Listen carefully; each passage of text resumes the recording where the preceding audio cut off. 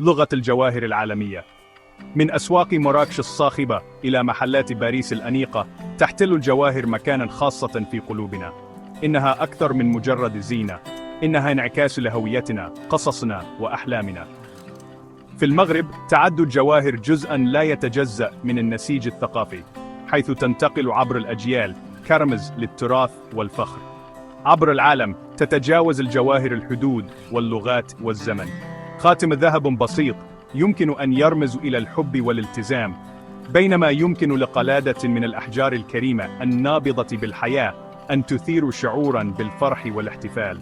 سواء كانت سواراً فضياً رقيقاً أو قلادة ألماس متقنة، فإن الجواهر لديها القدرة على تغيير مظهرنا وتجعلنا نشعر بالثقة والجمال. يكمن جمال الجواهر ليس فقط في جاذبيتها الجمالية، ولكن أيضاً في تنوعها. يمكن أن تكون بسيطة أو جريئة كما نرغب، مما يسمح لنا بالتعبير عن شخصيتنا مع كل قطعة نختارها. من الضروريات اليومية إلى القطع المميزة للمناسبات الخاصة، تسمح لنا الجواهر بصياغة أسلوبنا الشخصي وترك انطباع دائم. كنوز المغرب، مزيج بين القديم والجديد. تعتبر الجواهر المغربية مزيجاً آسراً من التقاليد القديمة والجماليات الحديثة، مستوحاة من تاريخ البلاد الغني وتأثيراتها الثقافية المتنوعة. يصنع الحرفيون المغاربة قطعاً رائعة، خالدة ومعاصرة في آن واحد. أحد أكثر الجوانب اللافتة للنظر في الجواهر المغربية هو براعة صناعتها. يقضي الحرفيون المهرة ساعات لا حصر لها في صناعة كل قطعة يدوياً بدقة، باستخدام تقنيات تنتقل عبر الأجيال. من أعمال الفضة الدقيقة إلى الأنماط الهندسية الجريئة، تعد الجواهر المغربية شهادة على التراث الفني للبلاد. في السنوات الأخيرة كان هناك اتجاه متزايد نحو دمج العناصر المعاصرة في التصاميم المغربية التقليدية. يجرب المصممون الشباب مواد جديدة مثل الجلد والراتنج، ويدمجون الزخارف الحديثة في إبداعاتهم.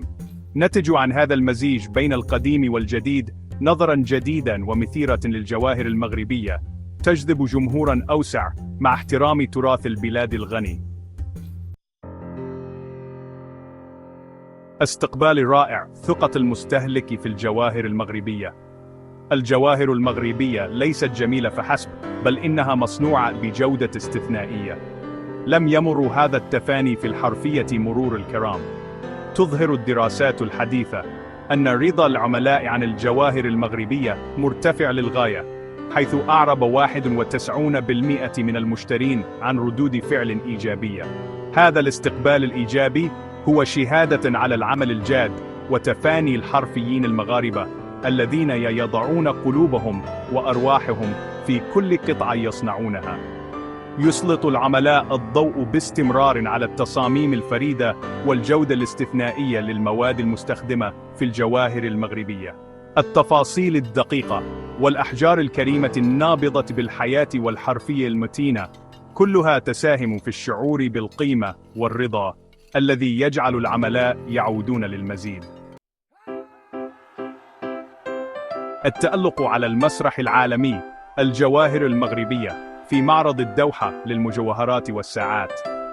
يعد معرض الدوحة للمجوهرات والساعات أو DJWE عرضاً مبهراً لأروع المجوهرات والساعات في العالم.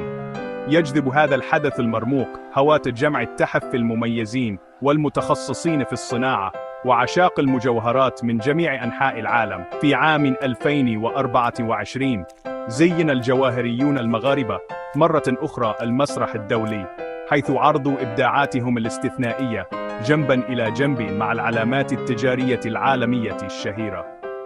كان الجناح المغربي في معرض الدوحة للمجوهرات والساعات شهادة على ازدهار صناعة المجوهرات في البلاد، ضمن مجموعة متنوعة من القطع، من مجوهرات البربر الفضية التقليدية إلى التصاميم المعاصرة التي تدمج الأحجار الكريمة الثمينة والمواد المبتكرة. تسلط مشاركة الجواهريين المغاربة في مثل هذا الحدث المرموق الضوء على الاعتراف العالمي المتزايد بالحرفية المغربية.